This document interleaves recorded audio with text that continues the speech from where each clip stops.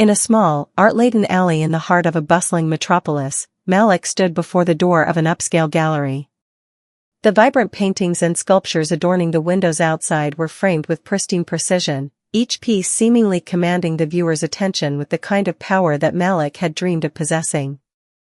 But the gallery's name, Elysian Visions, held no meaning to him yet.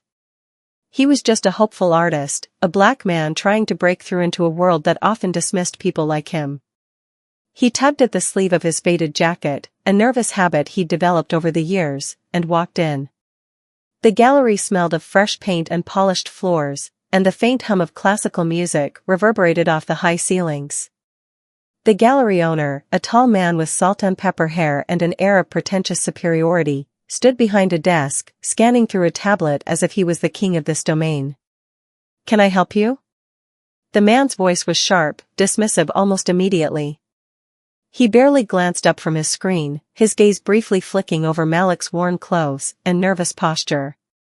I'm here to show my work," Malik stammered, his fingers gripping the portfolio case that held his latest piece, a painting he had poured his heart and soul into. His art was his escape, his catharsis. He had always been drawn to vivid colors, the contrasts between light and dark, the power of juxtaposing the known with the unknown. The gallery owner raised an eyebrow but didn't say anything, gesturing for Malik to proceed. With a shaky breath, Malik set the portfolio on the desk and opened it slowly, revealing a large canvas inside. The painting was bold, an abstract portrayal of a figure, neither human nor alien, emerging from an explosion of color. The figure was drenched in purples, blues, and golds, its eyes glowing with an otherworldly light, while its form remained partially blurred as if it was caught between worlds. For a moment, the gallery owner stopped tapping on his tablet and looked at the painting, but his expression quickly shifted to one of indifference. "Is this what you brought me?" he asked, his tone dripping with sarcasm. Malik swallowed hard, his heart pounding in his chest. He had anticipated rejection, but not this kind of mockery. "Why, yes. It's a reflection of humanity's struggle with the unknown, how we confront and understand the world around us, no matter how alien it may seem." The gallery owner scoffed and leaned back in his chair, putting his hands behind his head in a posture of casual superiority. "You must be joking, right? This looks like a child's attempt at a messy science fiction painting. No one's going to pay good money for something like this. The colors don't even match properly." He chuckled, clearly amused. "I'm sure you've got a nice story behind it, but this isn't the kind of thing that gets you a seat in my gallery. Try elsewhere." Malik felt his stomach drop. He had expected this, of course. There were plenty of stories about black artists being dismissed in the art world, their work undervalued or outright ignored. He had been warned about galleries that only saw the surface, the clothes, the skin, the persona, rather than the soul of the work. But hearing those words, spoken so casually, still stung.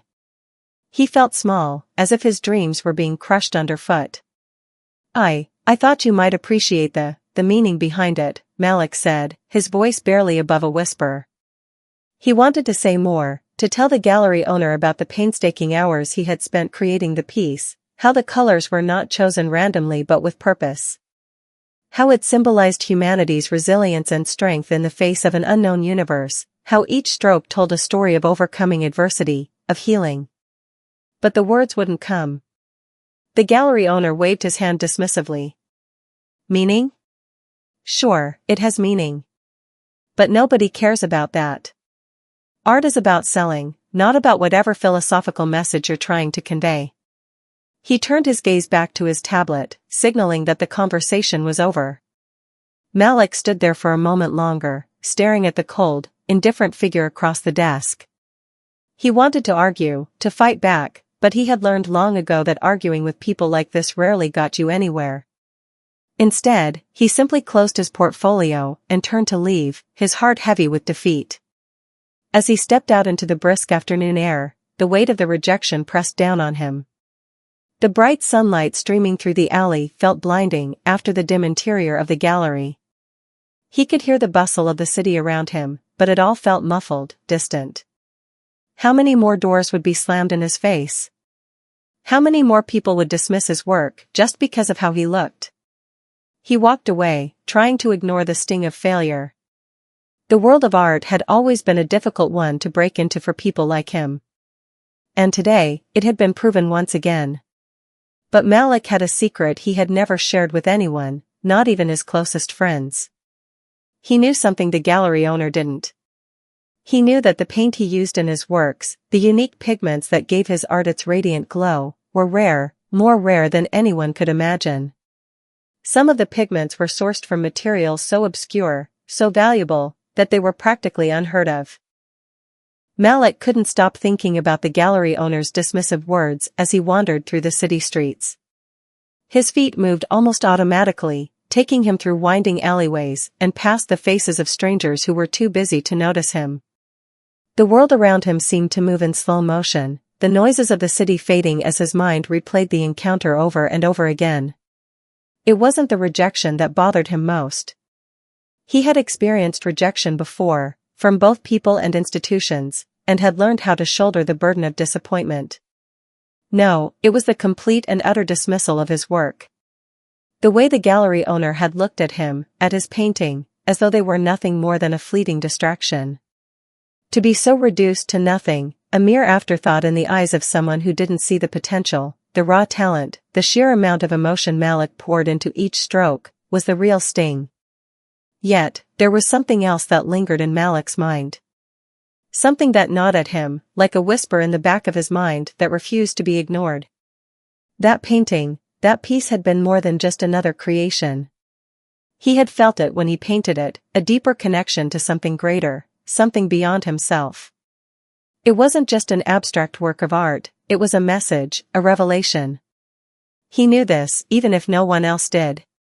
With a heavy heart, Malik found his way back to his small apartment, a modest space filled with scattered canvases and brushes. As soon as he stepped through the door, he felt the pull of his easel and the unfinished painting sitting before him, as though it were calling out to him. He glanced at the work and then back at the pile of rejection letters on his desk, each one like another reminder of his status as an unknown artist. But today, Malik couldn't focus on the failures. He needed to understand something, needed to figure out why his work felt so powerful. He had always known he had a special talent for color, for texture. But there was something more. Something hidden in his art that even he hadn't quite understood. It wasn't long before Malik's gaze landed on the paint tubes in front of him, scattered across the workbench. They were a strange collection of pigments, some of them gleamed in the light with an unnatural radiance. They were colors he hadn't found in any typical art supply store. It had started when he was a child, when he had discovered certain pigments on a trip to a remote island, where he had spent summers with his grandparents. Those pigments were not the regular paints one could buy anywhere. They had come from minerals and stones only a few people even knew about, and the materials were rare beyond imagination. Malik had never fully understood the power of these colors, how they seemed to glow in a way that no other paints did, how they brought his art to life. But now, standing in front of him, it clicked. The mystery that had eluded him for so long was finally making sense. His mind raced. The pigments weren't just rare, they were valuable. More valuable than any artwork could be, more valuable than any artist realized. In fact, experts in the art world had begun noticing rare, undiscovered materials like these, though no one had connected the dots just yet. Malik's work was infused with the rarest of these materials. His paintings held more than just meaning, they carried the potential for immense wealth, for an entirely new art movement that could shift the very foundation of the art world. Malik knew it now. The art he had created was worth millions. And no one, not even the gallery owner who had scoffed at his work, realized what they had overlooked. He stood there for a long time, just staring at his own reflection in the canvas. The art world, it seemed, had made a grave mistake. They had overlooked him, dismissed his work, but in doing so, they had missed the true value of what he had created. It wasn't just an abstract painting, it was a treasure trove of rare pigments, an expression of his soul combined with materials that no one else had access to. The truth of it hit him like a wave. Malik wasn't just an artist. He was a pioneer, standing at the edge of something that would change the world. His art wasn't just a reflection of his thoughts, it was a revelation of something hidden, something that could make him a legend in the art world. If the gallery owner had been able to see that, he would have been begging Malik for a chance to display his work. But Malik wasn't interested in proving himself to anyone anymore. He had no desire to rely on anyone who couldn't see his value. And then, as if his thoughts had sparked a new energy, Malik made a decision. He would no longer let his work sit idly by. He would take it to those who would appreciate it. He would find those who understood the power and potential that flowed through his paintings. He would take control. But there was still one thing left to do. He needed to make the world see the truth, see the hidden worth of his work. The gallery owner had dismissed him, but Malik was no longer the young artist knocking on doors. He had the power to turn the tables. He wasn't just going to wait for someone to recognize him. He was going to make them see. With a renewed sense of purpose, Malik picked up his phone and typed a message to the art expert he had once met during a small exhibition. This expert had shown a keen interest in his work, but had never been able to see the full depth of it. Now, Malik knew he had to reach out to someone who would understand. The message was simple, but it carried the weight of everything he had just discovered. I think it's time we talked. I need your help with something big. Malik's fingers trembled slightly as he tapped the send button on his phone. The message was out in the world now, a small spark that might very well ignite a chain of events he could hardly imagine. He leaned back in his chair, staring at the empty canvas in front of him, his thoughts racing. His world had shifted in a matter of moments, but there was no going back now. He had seen the potential, and now he had to embrace it. Within a few hours, his phone buzzed with a reply. The message was from Dr. Eliza Carrington, a well-known art expert and curator of rare art collections. Malik had met her briefly at a small gallery opening years ago, and she had expressed some mild interest in his earlier works. But back then, Malik had been struggling, barely able to afford supplies, let alone think about his art's potential value. Eliza had seen some spark in him, but he had yet to realize what that spark could become. Her reply was quick and to the point. Malik, I'm intrigued. Let's meet tomorrow. I need to see what you're talking about. Don't keep me waiting. It was clear she had no idea what Malik had discovered, and the thought of her seeing the hidden brilliance of his work made his heart race. But as much as he wanted to dive into the discovery of his rare materials, Malik knew he had to be cautious. This wasn't just about getting someone to appreciate his art, it was about understanding how he could make this work to his advantage. If Eliza truly understood the materials in his paintings, it could mean a complete shift in the art world. His life could change in ways he hadn't dared to imagine. The next day, Malik meticulously prepared for the meeting. He cleaned his apartment, made sure the paints and materials were set out carefully, and placed the paintings that contained the rare pigments in prime view. He wanted Eliza to understand exactly what she was looking at from the moment she stepped inside. The doorbell rang, and Malik's pulse quickened. He opened the door to find Dr. Eliza Carrington standing on the other side, dressed in a sleek, modern outfit that screamed sophistication. Her sharp features and confident stance radiated authority, but her warm smile softened the edges of her appearance. Malik, she greeted him, extending her hand. I'm glad you reached out. I must admit, I'm curious. Thank you for coming, Dr. Carrington, Malik replied, shaking her hand firmly. I think you're going to be amazed. He led her into his small living room, where the paintings were displayed, each one illuminated by the natural light pouring in from the window. Eliza walked slowly around the room, her eyes scanning each piece, and Malik could see the curiosity in her gaze. She stopped in front of the piece with the rare pigments, the one that had first sparked his revelation, and tilted her head. These colors, she murmured. They're unlike anything I've seen before. What are they? Malik smiled, the tension in his chest loosening just a little. He had been waiting for this moment, and now it had come. They're not something you can find in any art store. These pigments, They're sourced from rare minerals that I found years ago during a trip to a remote island. It's hard to describe exactly, but they have a quality that makes them almost alive. They glow in ways that no standard paint does. Eliza's eyes narrowed slightly, and she moved closer to inspect the painting, running her fingers lightly over the surface. You're telling me these pigments are from a specific source? And you've been using them without fully understanding their potential? Malik nodded, feeling a bit of pride surge through him. I never fully understood it until recently. It's only now that I realize these materials are not just special, they're valuable. More valuable than anyone could imagine. Eliza took a step back, her gaze fixed on the painting with renewed intensity. I've worked with many artists over the years, but I've never encountered something like this. Do you have more works with this pigment? Yes, Malik replied, his voice steady. I've used it in several pieces, but this one is the most intense. I think the full potential is still being realized in my work. For a long moment, Eliza didn't speak. She stood in front of the painting, her mind clearly working through the implications of what Malik was telling her. The silence was heavy, as if the weight of the discovery hung in the air. Malik could see the excitement beginning to take shape in her eyes, but there was something else too, a sense of disbelief. Malik, Eliza said slowly, her voice low. Do you understand what this means? These pigments are rare, yes. But they are also highly coveted. I don't need to tell you that the art world is built on exclusivity and rarity. The materials you're using are unlike anything available today.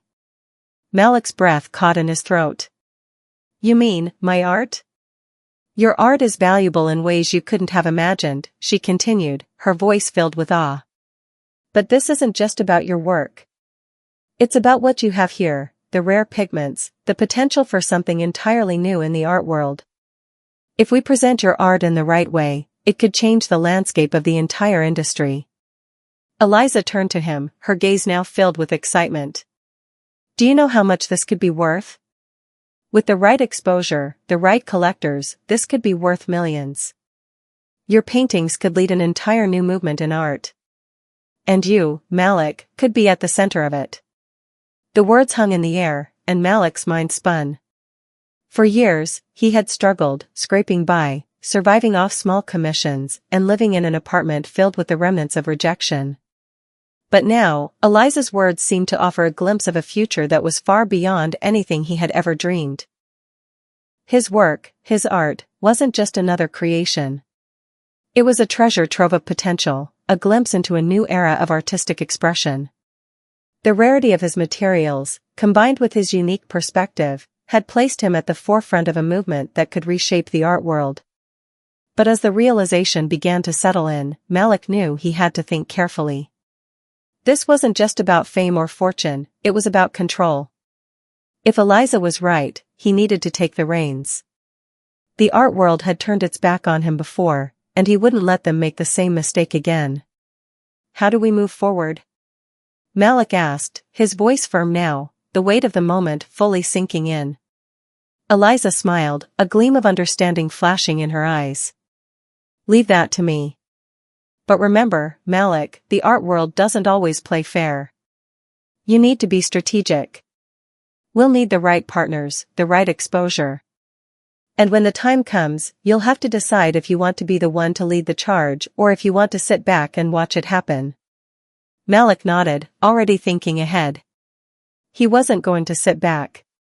He had been underestimated for too long, and now it was time for the world to see the true value of his work.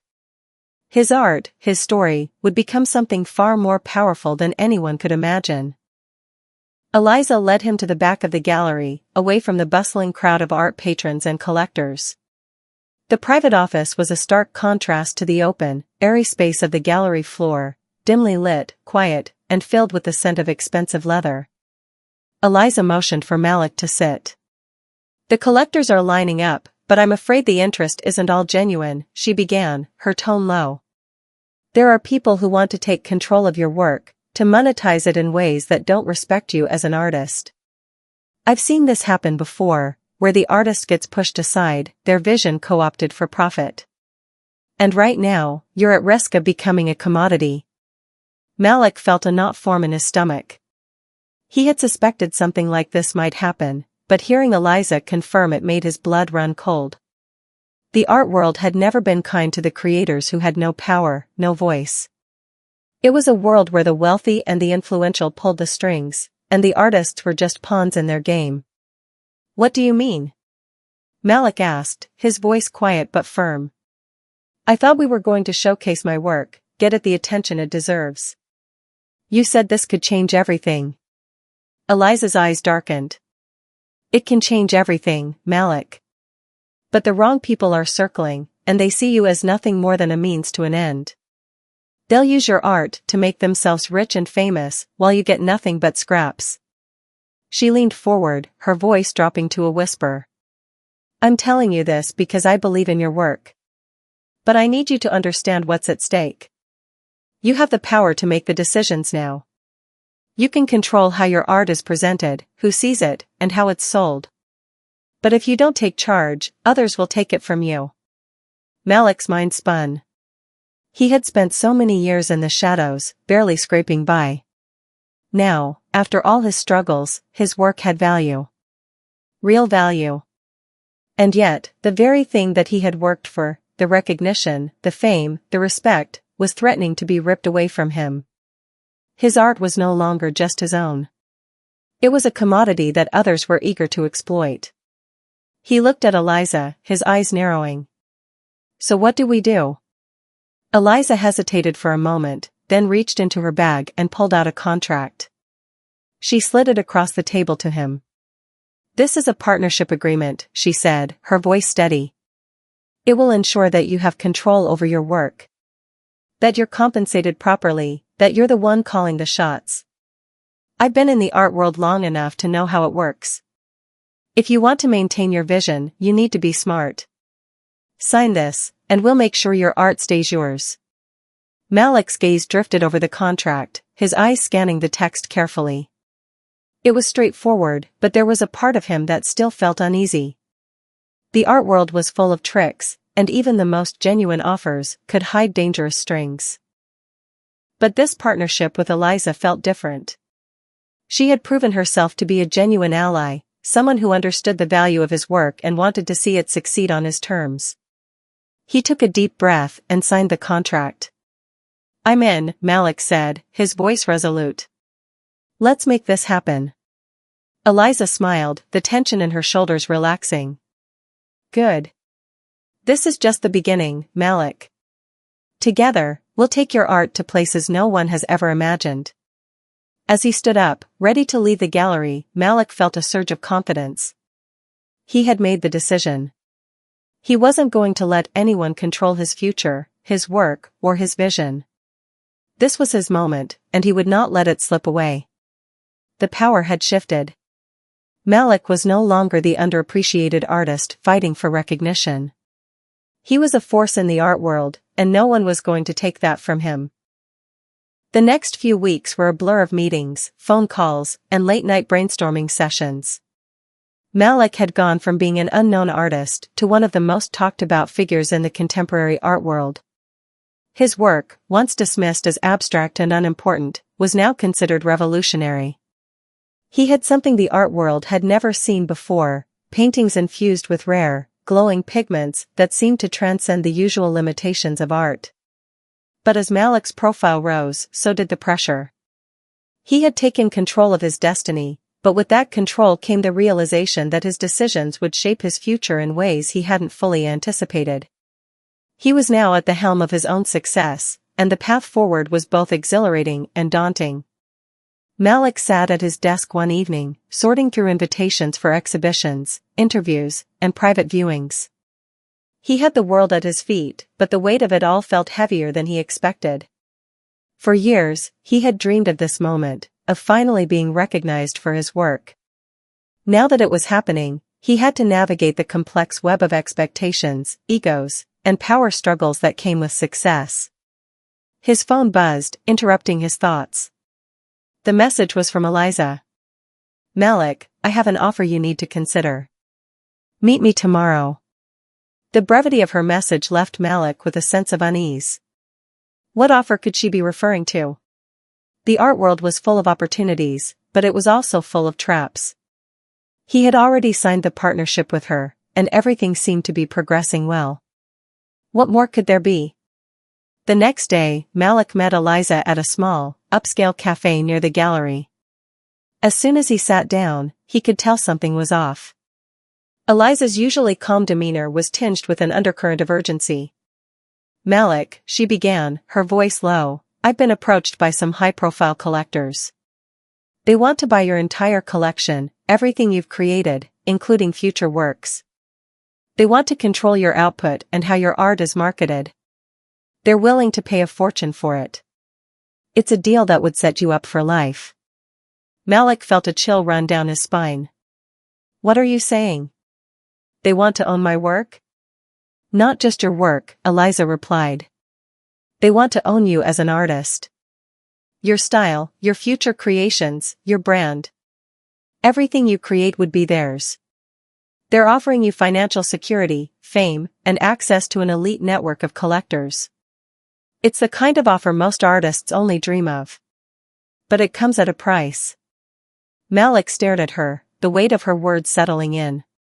For a moment, he was tempted by the offer.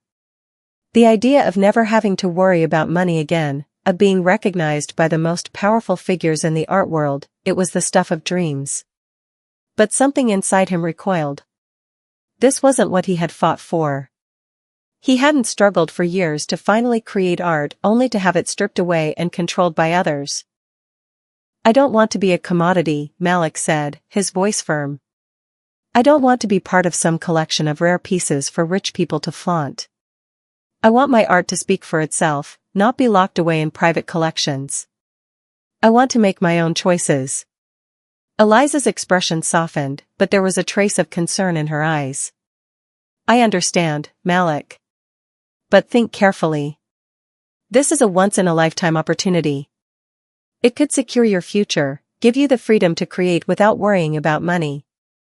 Malik leaned back in his chair, his mind racing. He had spent years starving for recognition, for validation.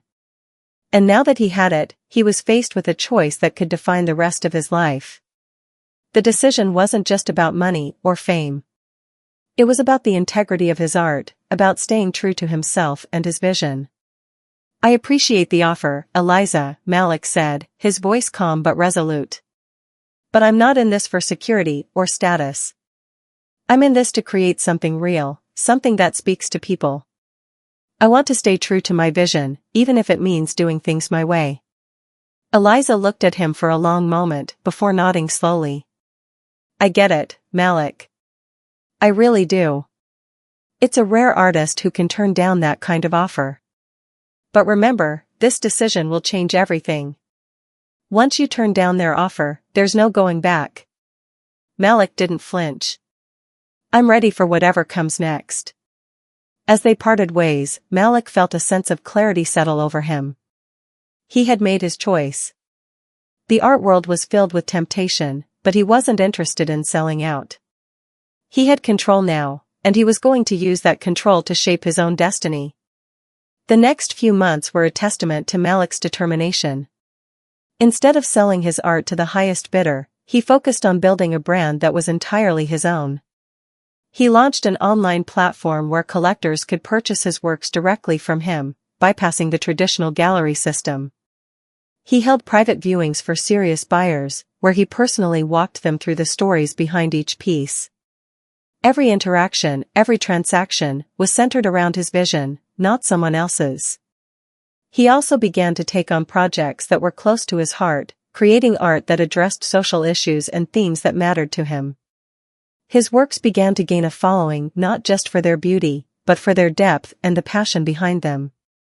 Malik wasn't just an artist anymore. He was an icon, a creator who had found his voice and his place in the world. Yet, despite his success, the shadow of the offer still loomed over him. He knew he had made the right choice, but he also knew the art world would continue to test him. There were those who would try to buy his silence, his creativity, his independence. But Malik wasn't going to let anyone dictate his future. He was going to create the future he wanted. One evening, as he sat in front of his easel, painting a new piece that seemed to hum with energy, Malik looked at his reflection in the glass. He had found the balance he had been searching for, not fame, not fortune, but purpose. His art was his own, and that was all that mattered. He had become the master of his own destiny, a force in the art world who was no longer willing to be controlled. He had built his future on his own terms, and there was no turning back. Malik's decision to stay true to his art was a gamble, but as the months passed, it became clear that he had made the right one. His reputation continued to grow, and his unique blend of vivid colors and storytelling through his paintings attracted not just art enthusiasts, but collectors who shared his passion for the deeper meanings within his works. His personal approach to art, where each piece told a story of struggle, triumph, and vision, began to captivate a wider audience. Despite the success, Malik knew that his journey was far from over. He had worked tirelessly to carve out his place in the art world, but the competition was fierce, and his independence made him a target. Larger galleries, once disinterested in his work, had now taken notice. But Malik wasn't interested in traditional spaces. He had built his own platform, one that connected directly with his followers. His online presence flourished, and his pieces were now being sold globally. But as with all success, new challenges emerged. One afternoon, as Malik was preparing for a live stream to discuss his latest piece, he received an unexpected visitor at his studio. The knock on the door interrupted his focus. When he opened it, standing on the threshold was an older man with a sharp suit, dark sunglasses, and a purposeful air. Malik instantly recognized him. He was one of the high-profile collectors who had made that tempting offer months ago. But now, instead of a broker, the man stood before him as a rival. "I thought you'd be here, Malik," the collector said with a smooth voice. "I've been keeping an eye on your rise. You've built something special here, no question about it. But you're still missing out on the bigger picture." Malik crossed his arms, unbothered by the man's sudden appearance. "I'm not interested. I've already made my choice." The collector chuckled, shaking his head as though Malik's resistance were naive. "You've done well, no doubt. But you're playing small ball. Do you realize the real value of your art? Do you understand what kind of network you're turning down? This could be your chance to truly make history." Malik's heart rate quickened, but his voice remained steady. "I'm making history already. On my own terms." The collector leaned in, his expression turning serious. "You think you're free? That's adorable. But you're not. Eventually, they all come to us, the people who control this world. You're just delaying the inevitable." The words hit Malik hard, but instead of breaking, he felt something stir within him. The power of his decision was undeniable, and it was one that no one could take away from him. He had the freedom to create, to share his vision, and no amount of money or manipulation could change that. "I'm not interested in becoming just another name on your list," Malik said. "I'm creating something real. And that's worth more than anything you can offer." The collector stared at him for a moment, as if weighing his resolve. Then, with a deep sigh, he stepped back, giving Malik one last appraising look. "Very well, Malik. But mark my words, one day you'll realize what you've turned down." And with that, he left. As the door clicked shut behind him, Malik let out a breath he didn't realize he had been holding. The encounter had shaken him, but it had also reaffirmed his commitment to his path. He didn't need the approval of the high-profile collectors or the validation of the traditional art world. What he had created, what he was building, was genuine. It came from within him, from his heart, his soul. He returned to his studio, his hands trembling slightly. He stood before his latest painting, the piece he had been working on for days. It was a chaotic swirl of colors, not unlike the storm inside his mind. But as his brush moved across the canvas, it became something else. The piece began to take shape, a visual representation of his journey, of the internal struggle between being true to himself and the pressure to conform. It was an emotional release, and as he worked, he realized that this was his breakthrough moment. This was the piece that would define him, that would change everything. Malik took a step back and examined the canvas. It wasn't just art anymore, it was a statement. A declaration of independence. He was telling the world that he wasn't just creating for the sake of fame or wealth. He was creating because he had a message to share. A message that transcended the galleries, the collectors, and the critics. It was the story of someone who refused to be controlled. This piece would be the cornerstone of his legacy. The day after he completed the painting, Malik uploaded an image of it on his platform, along with a message that would change everything. To all the dreamers, the creators, the rebels, this is for you. For anyone who has ever been told they aren't enough, that they need to fit into someone else's mold. I am proof that you don't have to sacrifice your vision to be seen. We are the artists of the future. And this is only the beginning. Within hours, the post went viral. His message resonated with artists, collectors, and everyday people who had felt overlooked, misunderstood, or underestimated. Malik's following exploded, and his new work was in higher demand than ever. He had become more than just an artist, he had become a symbol of independence, authenticity, and the power of staying true to oneself. But even with the increased attention, Malik remained grounded. He refused to be pulled into the world of manipulation and control that had tried to consume him. Instead, he doubled down on his own vision. He began to take on projects that were deeply personal, projects that resonated with people on an emotional level. His art was now not just about the aesthetic, it was about the experience. It was about telling a story, one piece at a time. The breakthroughs kept coming. Malik became a fixture in the conversation about contemporary art, not just for his style, but for his ethos. He continued to reject the traditional paths laid out for him, opting to innovate in ways that respected his craft and his beliefs. And through it all, he remained the same artist who had once been dismissed, the one who had chosen to build his own future, no matter the cost.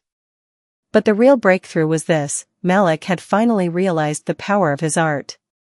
It wasn't just a way to make money or gain fame, it was a vehicle for change, for sharing his truth. And now, the world was listening. Malik's world had shifted beyond recognition. The art world was now his canvas, and he was painting a future not just for himself, but for anyone who believed in the power of authenticity and creativity. His fame continued to rise, but it wasn't just the attention or the accolades that filled his heart. It was the knowledge that he had built something lasting, something that stood as a testament to his values. The response to his work was overwhelming. His online platform became a hub for artists and collectors alike, connecting them directly, cutting out the middlemen who had once controlled the narrative. His paintings, now seen in prestigious galleries, hung not just as art but as symbols of independence and rebellion against the commodification of creativity. Malik had gone from a struggling artist to a pioneer in the art world, but more importantly, he had given a voice to those who had been silenced by the system. Despite the whirlwind of success, Malik was cautious. He never lost sight of the fact that art, for him, was not about fame or money, it was about impact. He continued to create not for the commercial market, but for the people, the dreamers, the ones who needed his message. He took on community projects that involved underprivileged youth, teaching them not just how to create art, but how to use art as a form of expression, a way to communicate when words fell short. Malik's work began to explore themes of social justice and personal empowerment. His pieces depicted the struggles of marginalized communities, the beauty of resistance, and the strength found in vulnerability. He had finally found his purpose: to use art as a tool for change, to tell stories that had never been told, to make people see the world through a different lens.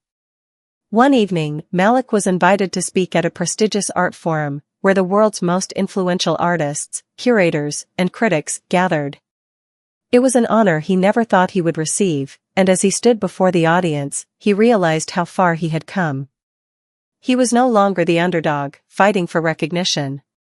He was now a leader in a new era of art, one that embraced diversity, inclusivity, and the radical idea that art belonged to everyone, not just the elite.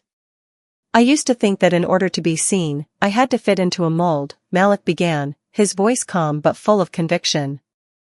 That I had to follow the rules of the industry, play by the standards, and sacrifice my vision to be accepted. But the truth is, the rules were never meant for me. And they weren't meant for anyone who had something unique to offer. The real power lies in creating something that speaks to who you are, not who they want you to be. The room was silent as Malik's words hung in the air. He paused, looking out over the audience, knowing that his words were resonating with more than just artists. They were reaching those who had once felt like outsiders, like they didn't belong. And in that moment, he knew his legacy was more than just his art, it was the way his work had inspired others to break free from the constraints placed upon them. After his speech, an older artist approached him. She had been a part of the traditional art scene for decades, but her eyes were filled with admiration as she looked at Malik. "You've done something incredible," she said softly. "You've shown the world that we don't have to compromise our art to be accepted. And that's something the industry needed to hear." Malik smiled, humbled by her words. "I didn't do it for the industry. I did it for everyone who was told they weren't enough. We all deserve a chance to tell our stories." As the years passed, Malik's influence continued to grow, but he never lost sight of his roots. His work remained grounded in the message that art was not a commodity, but a means of expression, a force for change. He never allowed himself to become part of the machine that he had once fought against. His art was his own, and it belonged to anyone who believed in its power to transform. In the end, it was not the fame or fortune that defined Malik's legacy, but the way he had used his platform to elevate others. He had created an environment where artists didn't just showcase their work, they shared their stories, their truths. His galleries, his platforms, his influence were all dedicated to giving voice to the unheard, to the ones who had been ignored, to the ones who were told they didn't matter. And in doing so, Malik had changed the art world forever. One day, years after his rise to prominence, Malik sat in his studio, reflecting on his journey. His walls were lined with the pieces he had created, each one a snapshot of his evolution. From the desperate struggle to be seen, to the breakthrough moment when he chose to forge his own path, to the realization that art was his tool for speaking to the world, every piece told a story. But perhaps the most powerful piece was the one that remained unfinished, sitting in the center of the room. It was a self-portrait, one he had started years ago, before everything changed. It was a reminder of who he was, and who he had become. But it wasn't just his face that stared back at him from the canvas, it was the faces of everyone who had walked beside him on this journey. The people whose stories had shaped his own. The ones who had believed in him, even when he hadn't believed in himself. As he picked up his brush, Malik knew there was still more work to be done. The journey had been long, but the story was far from over.